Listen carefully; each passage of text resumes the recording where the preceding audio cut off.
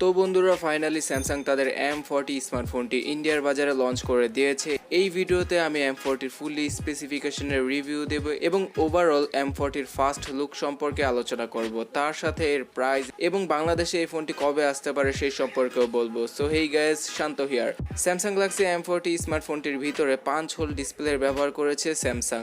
তো 6.3 ইঞ্চির একটি ফুল এইচডি প্লাস রেজুলেশনের TFT প্যানেল ব্যবহার করেছে স্যামসাং এখানে। তাছাড়া 5 হোল ডিসপ্লে হওয়ায় নচ ডিসপ্লে থেকে এই প্যানেলটি দেখতে অনেকটাই আকর্ষণীয় লাগে, তবে সুপার অ্যামোলেড ডিসপ্লেকে মিস করতে যাচ্ছি আমরা।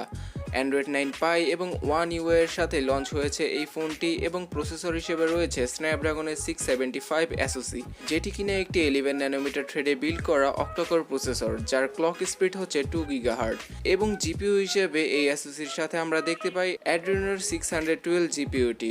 তাছাড়া এবার স্যামসাং ডেডিকেটেড কোনো স্লট ব্যবহার করেনি, তাদের ফোনে হাইব্রিড সিম স্লটটি ব্যবহার করেছে, অর্থাৎ একটি মেমোরি কার্ড এবং একটি SD কার্ড ব্যবহার করা যাবে, আর না হয় দুটি ন্যানো সিম কার্ড ব্যবহার করা যাবে। তাছাড়া র্যাম এবং স্টোরেজ ভেরিয়েন্টের দিক দিয়ে স্যামসাং শুধুমাত্র একটি ভেরিয়েন্টই লঞ্চ করেছে ইন্ডিয়ার ভিতরে, সেটি হলো 6GB র্যাম এবং 128GB internal storage.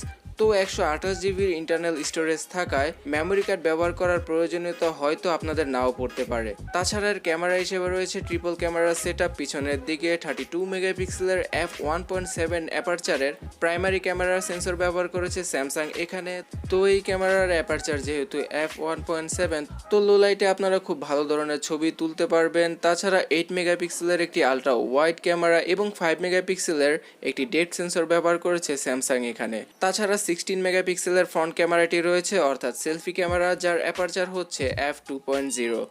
Rear camera দ্বারা 4K 30fps এ ভিডিও রেকর্ডিং করা যাবে সর্বোচ্চ এবং ফ্রন্ট ক্যামেরা দ্বারা 1080p রেজুলেশনে 30fps এর ভিডিও রেকর্ড করা যাবে সর্বোচ্চ।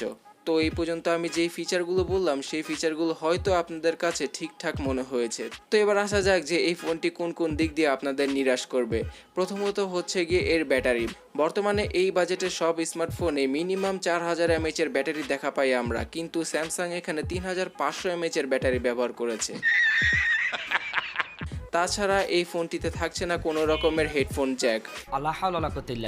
তাছাড়া ফিঙ্গারপ্রিন্ট সেন্সরটি এবার ডিসপ্লের ভিতরে না দিয়ে তারা ফিজিক্যাল ফিঙ্গারপ্রিন্ট স্ক্যানারই ব্যবহার করেছে একদম ফোনের রিয়ার সাইডে। এবং এই ফোনের যে ব্যাটারিটি রয়েছে সেটা ফাস্ট চার্জিং সাপোর্ট করে এবং বক্সের ভিতরে স্যামসাং ফাস্ট চার্জার এবং একটি USB Type-C হেডফোন প্রোভাইড করেছে। আর এই ফোনটি দুটি কালারে বাজারে পাওয়া যাবে, ব্ল্যাক এবং ব্লু। দুটি কালারের ভিতরে রয়েছে কিছুটা গ্রেডিয়েন্ট ফিনিশ। পুরো ফোনটি প্লাস্টিকের তৈরি হলেও দেখতে অতটা খারাপ লাগে না। তো এই ফোনটির প্রাইস ইন্ডিয়ার বাজারে 6GB র্যাম এবং 128GB স্টোরেজের জন্য রাখা হয়েছে 19,990 রুপি। তো এই প্রাইসটা একদম সিমিলার স্যামসাং গ্যালাক্সি A50 স্মার্টফোনের প্রাইসের মতো। তো বাংলাদেশে যদি এই ফোনটি আনে স্যামসাং, তাহলে অবশ্যই স্যামসাং গ্যালাক্সি A50-র প্রাইসের মতোই রাখবে। এর আগে যেহেতু স্যামসাং এর M সিরিজের ফোন বাংলাদেশে লঞ্চ করা হয়েছিল স্যামসাং বাংলাদেশের পক্ষ থেকে, তো স্যামসাং গ্যালাক্সি M40 ফোনটিও বাংলাদেশে অফিসিয়ালি লঞ্চ করা হতে পারে। তাছাড়া স্যামসাং এর এই M40 স্মার্টফোনটি স্যামসাং A60-র একটি রিব্র্যান্ডেড ভার্সন, অর্থাৎ ইন্ডিয়ার বাজারে স্যামসাং গ্যালাক্সি A60-কে লঞ্চ না করে স্যামসাং M40 নামেই লঞ্চ করেছে।